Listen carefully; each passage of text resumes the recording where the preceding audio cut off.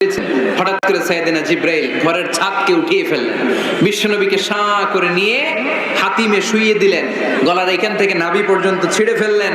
এটাকে বলে open heart surgery. শাক্কে সাদার, সিনা চাক করলেন।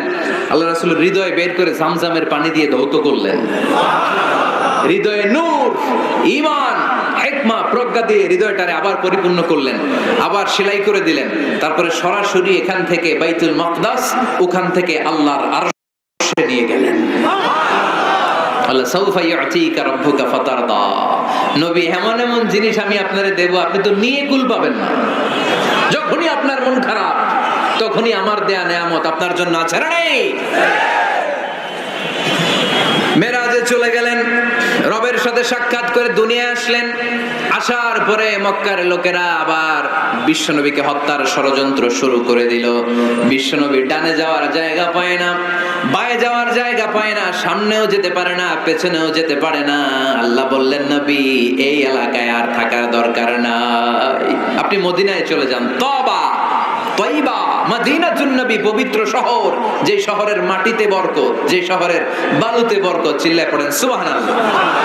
বিশ্বনবী আল্লাহ তাআলার আদেশে এই কষ্টকর পরিস্থিতি থেকে উত্তরণের জন্য মক্কা থেকে মদিনায় গেলেন। মদিনায় যাওয়ার সাথে সাথে লোকজন গাইতে শুরু করলো, তালাআল বাদরু আলাইনা মিন সানিয়াতিল ওয়াদা ওয়াজাবা শুকরু আলাইনা মাদা লিল্লাহি দা আইয়ুহাল মাবউসু ফিনা জিতা মিন আমরিল মুতা জিতা শারাফতাল মাদিনা মারহাবান ইয়া খায়রাদা। সবাই পড়েন, তালাআল বাদরু আলাইনা মিন সানিয়াতিল ওয়াদা ওয়াজাবা শুকরু আলাইনা মাদা লিল্লাহি দা।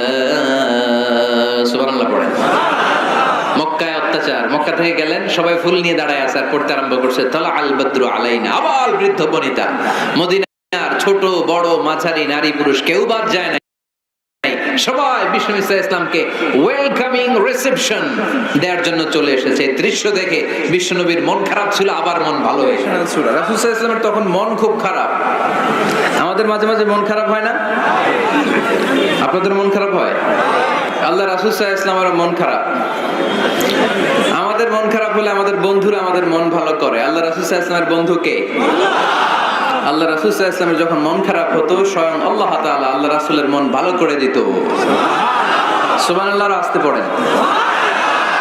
সুবহানাল্লাহ বললে লাভ আছে না? একবার সুবহানাল্লাহ বললে আকাশের জমিনের মাঝখানের যত গ্যাপ, ফাঁকা জায়গা, এই পুরো ফাঁকা জায়গাটাতে সওয়াব দিয়ে পরিপূর্ণ করে আল্লাহ আপনার আমলনামায় ঢুকিয়ে দেয়। যে এখন আওয়াজ করে কয় সুবহানাল্লাহ, সওয়াবের কথা শুনছে? খুব চালাক টাঙ্গাইলের লোকজন। সওয়াব আছে যেখানে আমরা আছি। সূরাতুদ দুহা মোটিভেশনাল সূরা। আল্লাহ রাসূল সাল্লাল্লাহু আলাইহি ওয়াসাল্লামের বড় মন খারাপ।